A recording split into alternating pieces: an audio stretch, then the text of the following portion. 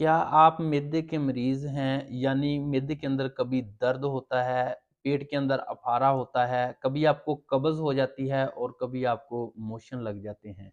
इन तमाम अलामात की वजह से आपने हज़ारों की अद्वियात का इस्तेमाल किया, हज़ारों डॉक्टर से मशवरे किए, लेकिन आपको इनका मुस्तकिल इलाज नहीं मिल रहा और आप परेशान हैं। तो आज मैं आपको एक ऐसी होम्योपैथिक मेडिसिन्स बताऊँगा, वल्लाह इन तमाम अलामात को ख़त्म करने की सलाहियत रखती है, एक खुराक उसकी। इतनी बड़ी होम्योपैथिक मेडिसिन्स है।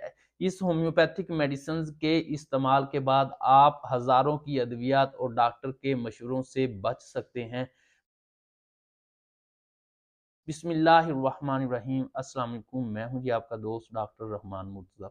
दोस्तों, बहुत सारे पेशेंट आते हैं ख़ास तौर पर ये रमज़ान शरीफ के महीने में कि डॉक्टर साहब मेरे पेट के अंदर दर्द शुरू हो जाता है जब मैं खाना खाता हूँ। डॉक्टर साहब जब सुबह मैं उठता हूँ तो मेरे पेट के अंदर अफारा सा होता है, गैस बन जाती है और रात को इफ्तारी के टाइम मेरे से चला नहीं जाता, इतना पेट के अंदर अफारा हो जाता है। कभी मुझे कब्ज़ हो जाती है, कभी मुझे मोशन हो जाते हैं। ये तमाम अलामत अक्सर पेशेंट लेकर आते हैं। इसमें होता क्या है, ख़ास तौर पर रमज़ान शरीफ की बात कर रहा हूँ कि हमारी खाने की तरतीब अल्लाह पाक ने तो सही की थी, लेकिन हमने उसको ख़राब कर लिया।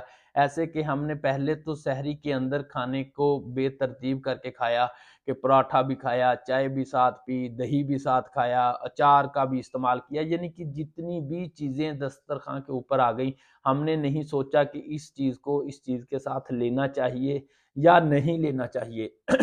जिससे हमें फ़ायदा होगा या हमें ये चीज़ इसके साथ लेने से स्टोमक डिस्टर्ब हो जाता है। क्योंकि हमने तो सोचा है कि दस्तरख़्वान के ऊपर जो चीज़ आ जानी है, उसको हमने बचने नहीं देना, वापस जाने नहीं देना। फिर इफ्तारी के टाइम अल्लाह के हुक्म से जितने भी चीज़ें आती हैं, जिसमें समोसे, पकोड़े, गोश्त, दाल चावल, दाल चना, जितनी भी चीज़ें हैं, फ्रूट चाट बना ली, तो हमने सारी नमाज़े मगरिब से पहले-पहले ख़त्म करने का टारगेट बनाया होता है कि 15 मिनट के अंदर। एक साहिब आए मेरे पास, वो कहते हैं कि हमारी नमाज़ जो है इफ्तारी के 15 मिनट बाद होती है। मैं इफ्तारी के फ़ौरन बाद खाना खा के बिल्कुल ईज़ी हो जाता हूँ, जितनी भी चीज़ें मैंने खानी है। भई आप मुझे ये बताएँ कि सारा दिन आपका मैदा खाली है और आप 15 मिनट के अंदर उसको हर चीज़ दे देते हो। क्या वो मैदा आपका हज़म करने के काबिल रहेगा किसी चीज़ को? होना तो ये चाहिए था कि इफ्तारी के फ़ौरन बाद आप 1, 2, 3 खजूरें इस्तेमाल करके पानी का इस्तेमाल करें और नमाज़ अदा करें। उसके बाद अगर आप खाना खाएँ आकर चंद मिनट ठहर के, फिर उसके चंद मिनट बाद आप इशा की नमाज़ के टाइम अगर चाय लेना चाह रहे हैं या आप कोई कॉफ़ी लेना चाह रहे हैं या आप कोई दूध वग़ैरह लेना चाह रहे हैं, तो आप उसका इस्तेमाल करें। लेकिन हमने उसके सब कुछ उल्ट कर दिया।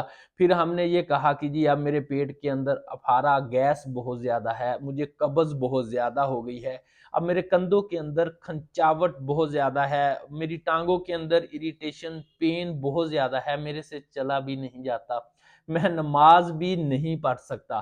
तो राना इजाज़ साहब हैं, वो कहते हैं कि अल्लाह पाक ने रोज़े भेजे थे, फ़र्ज़ फ़रमाए थे कि मुसलमानों की सेहत अच्छी हो जाए, लेकिन हमने इफ्तारी के टाइम ऐसे समोसे पकोड़े खाए कि जैसे हमें सुबह फांसी आ जानी है। तो यकीनन मैं उसकी बात पे इत्फ़ाक करता हूँ, वो सही कहते हैं। भई खाने अफ्तारी के टाइम हमें तरतीब के साथ रहना होगा, तरतीब से खाना होगा। सब कुछ खाएँ, अल्लाह की नेमतें हैं, जिस तरीके से भी खानी है। लेकिन देखिए तरतीब तो बनाए ना, चलें आपने समोसा पकोड़ा खा लिया है, बर्गर पिज़्ज़ा छोड़ दें या आपने चावल खा लिए हैं, समोसा पकोड़ा छोड़ दें। आपने यानी कि खाना खा लिया है, इसमें से कोई चीज़ को डिले कर लें, थोड़ी देर ठहर के ले लें।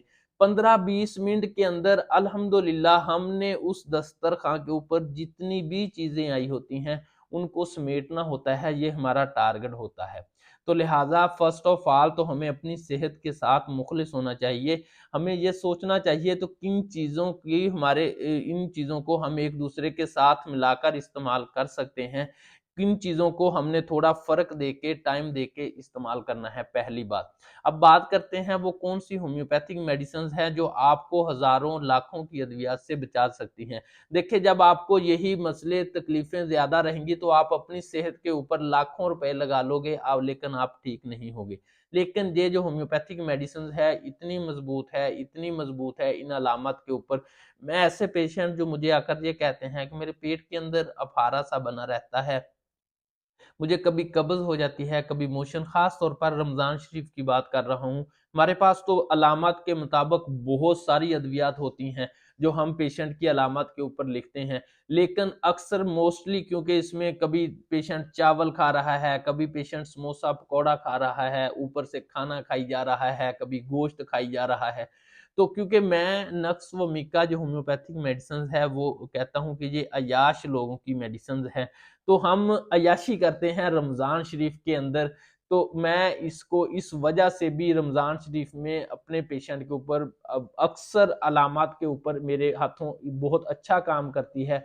मैं नक्स व मीका 200 सीएच पोटेंसी में अपने पेशेंट को इस्तेमाल करवाता हूँ, रात को सोते वक़्त। 200 सीएच में आधा कप पानी के अंदर इसके 5 टू 6 ड्रॉप डालकर आप सिप-सिप करके लें। जितनी भी बदपरहेज़ी आपने की हुई है, बहुत हद तक कंट्रोल कर देगी, लेकिन ये इसका हल नहीं है। ये आपको परमानेंट ठीक भी करेगी, लेकिन भई अगर पीछे से आप अपने दिमाग को ठीक करके तरतीब के साथ खाना खाओगे।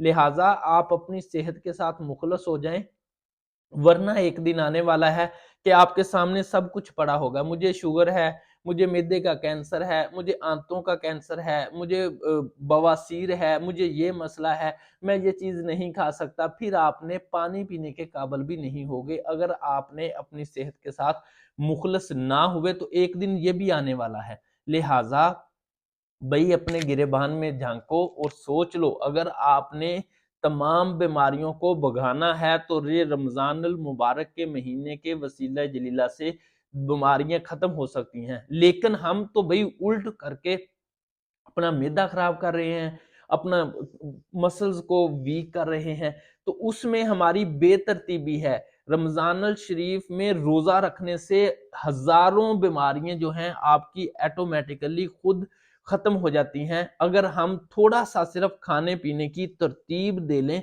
बाकी इसकी फ़ज़ीलत ही इतनी है, अफ़ज़ल ही इतना है कि ये खुद ब खुद ही ख़त्म क हो जाती हैं। देखें, बैड बैक्टीरिया जो है ना, बॉडी के जितने भी खाली मैदा रहने से ऐसे बॉडी के से खत्म होते हैं ना कि आप सोच भी नहीं सकते।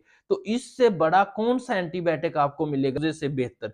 तो भाई फिर सिर्फ परहेज करें, खाने पीने की तरतीब को ठीक करें और अपनी जिंदगी को एंजॉय करें, ना कि अपनी जिंदगी को वबाले जान बनाकर फिर आप बैठ जाएं कि मैंने कुछ भी नहीं खाना। कुछ भी ना खाने से बेहतर है कि हम तरतीब से खाएं और अपनी जिंदगी को एंजॉय करें। अस्सलाम वालेकुम।